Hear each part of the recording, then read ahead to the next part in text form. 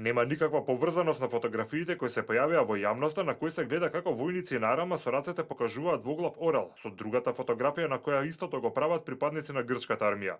Од генералштабот ја демантираат информацијата која пренесува медиумите дека наши војници од албанска и македонска националност, во знак на солидарност со грчки војници од албанско потекло, прават символ на двоглав орел. Велат фотографијата е направена уште во 2014 година. Сите припадници кои се на неа веќе се идентификувани и е констатирано дека тие повеќе не се во редовите на Арама, односно не работат во војската.